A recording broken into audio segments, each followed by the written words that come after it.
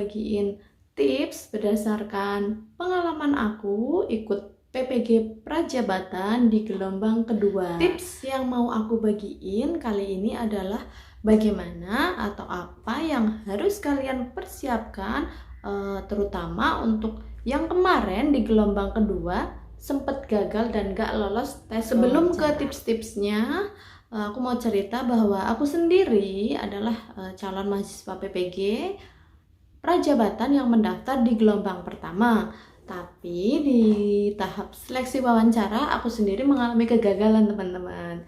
Jadi ketika itu aku sudah tes wawancara, ketika pengumuman ternyata dinyatakan tidak lulus. Meski dinyatakan tidak lulus, kami calon mahasiswa PPG Prajabatan gelombang 1 diberi kesempatan mendaftar kembali di gelombang kedua. Nah, alhamdulillahnya karena aku sudah lulus dan tinggal wawancaranya, aku langsung diberi kesempatan untuk mengikuti tes wawancara ulang di gelombang yang kedua. Bagi kalian yang di gelombang kedua ini juga nggak lulus tes wawancara ya, aku mau bagi tips buat kalian berdasarkan pengalaman aku tadi yang di tahap atau di gelombang pertama itu nggak lulus, kemudian aku daftar lagi, ikut lagi di gelombang kedua, dan alhamdulillah aku sudah lulus seleksinya dan sudah dinyatakan sebagai mahasiswa PPG Prajabatan. Ada 3 hal yang aku lakukan ketika menghadapi kegagalan tes wawancara di PPG Prajabatan. 3 hal ini bisa kalian terapkan juga untuk menghadapi tes wawancara berikutnya apabila kalian masih ingin mendaftar di PPG Prajabatan, terutama untuk seleksi wawancaranya. Yang pertama yang aku lakukan adalah refleksi. Refleksi ini adalah bagaimana cara aku untuk melihat kembali atau kilas balik ya istilahnya, untuk mengetahui kekurangan-kekurangan aku, kelemahan-kelemahan aku di tes wawancara kemarin. Nah, di tes gelombang pertama itu, yang pertama setelah aku melakukan refleksi, aku menemukan kekurangan aku, di mana aku tidak siap secara mental ya, karena aku sangat nervous, sehingga jawaban-jawaban dari aku kurang maksimal ketika ditanyai oleh asesor. Kemudian secara teknis aku kurang mempersiapkan peralatan-peralatannya yang mendukung di proses wawancaranya. Karena aku wawancaranya di rumah, kondisi rumah ketika itu tidak kondusif dan tidak aku siapkan dengan baik, sehingga mengalami kendala, terutama karena bising sehingga mengganggu proses wawancara. Selain kendala dari persiapan diri aku dari segi mental ya terutama, kemudian dari segi teknis aku juga mengalami kendala tidak menguasai esai. Padahal esai ini sangat penting karena asesor akan menanyakan pertanyaan-pertanyaan yang berkaitan dengan esai atau pengalaman-pengalaman kita yang tentunya merujuk pada esai. Tips yang kedua setelah refleksi diri adalah evaluasi. Sebelumnya kan kita sudah tahu nih dari refleksi diri kita, kekurangan kita itu apa, kelemahan kita itu di mana. Nah, setelah tahu itu, kita harus evaluasi. Yang kurang harus kita tambah, yang jelek harus kita ubah supaya baik.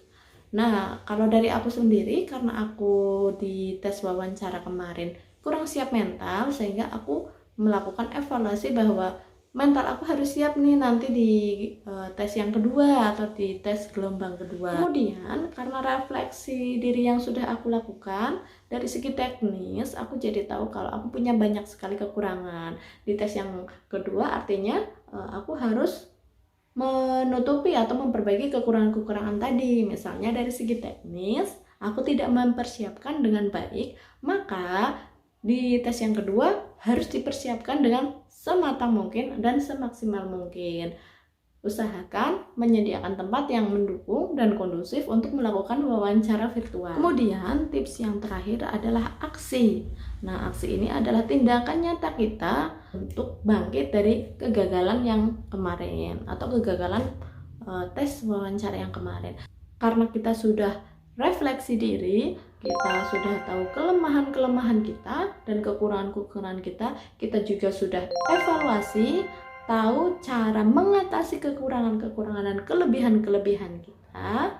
Kemudian yang terakhir, yang paling penting juga adalah aksi nyata untuk mengatasi kelemahan dan kekurangan-kekurangan di tahap wawancara kemarin yang kita gagal.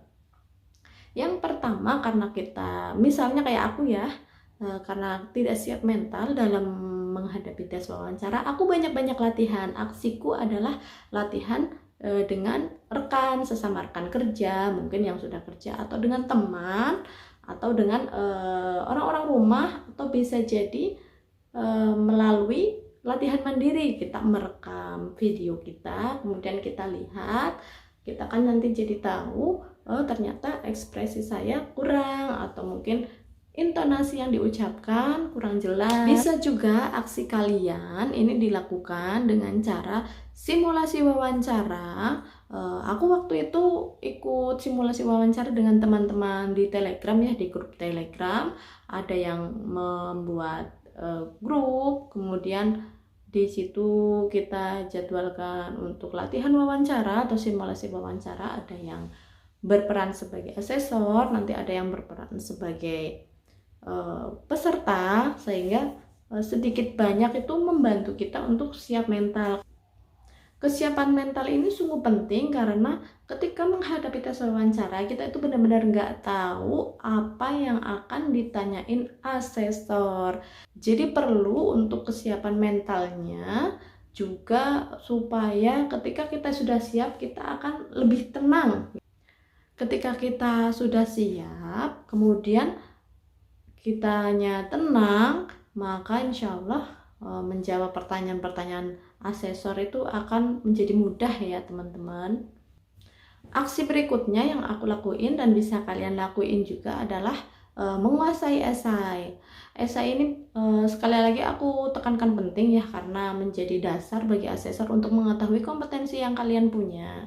Nah, aku waktu itu tidak menguasai esai karena saat pengisian esai itu kan aku buru-buru ya. Aku tuh mendaftar di PPG Prajab itu di hari-hari terakhir. Jadi beberapa jam sebelum penutupan itu aku baru ngirim esainya, dan itu tidak sempat aku save di Word, sehingga aku memang benar-benar tidak menguasai waktu itu ya, hanya mengira-ngira saja apa sih, mengingat-ingat lah itu ya, apa sih yang pernah aku tulis. Nah, karena ini aku berusaha untuk menguasai esai, aku tulis kembali loh teman-teman, dari poin A sampai poin sampai yang terakhir itu aku tulis ulang seingat gue apa. Sekiranya kalau memang ada yang kurang atau perlu diperbaiki ya aku perbaiki di esaiku. Yang terakhir, setelah kalian menyiapkan mental, setelah kalian mempersiapkan diri, setelah kalian menguasai esai yang kalian buat, langkah berikutnya adalah pastikan nanti ketika kalian menjawab itu on point teman-teman, atau istilahnya itu tepat sasaran lah, sesuai dengan apa yang